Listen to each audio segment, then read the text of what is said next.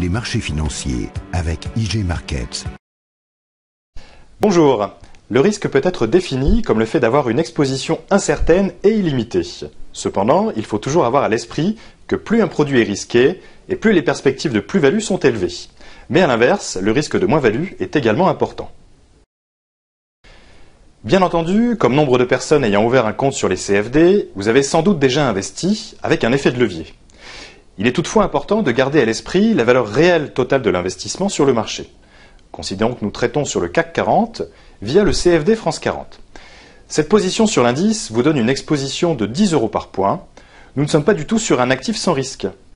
Si le niveau du France 40 est par exemple de 3000 points, cela signifie que vous gérez une position dans le marché d'une valeur de 30 000 €, puisque nous multiplions le cours de l'indice par la valeur du point. Si l'indice perd la moitié de sa valeur, ce qui est difficilement envisageable, mais pas impossible, vous perdez 1500 points, soit l'équivalent de 15 000 €. Une solution simple pour diminuer le risque d'un portefeuille est de diversifier les actifs qu'il compose. Si vous investissez sur les actions, vous diversifierez votre portefeuille en investissant sur des actions de secteurs économiques différents.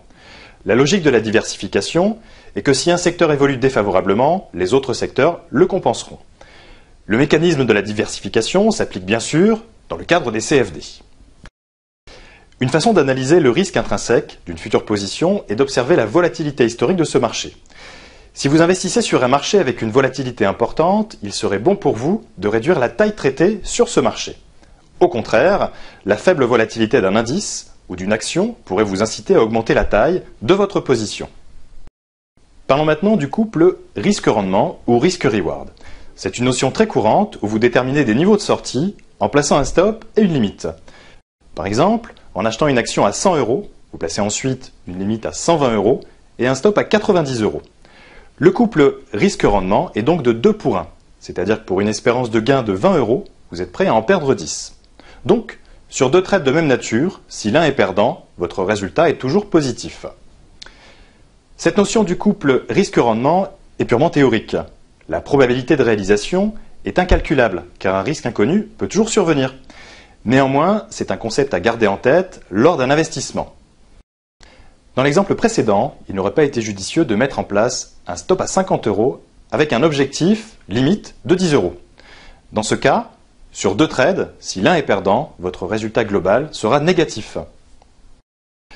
Il est établi qu'un couple risque-rendement doit avoir un ratio supérieur à 1 pour 1 et doit être idéalement situé autour de 2 pour 1 en pratique.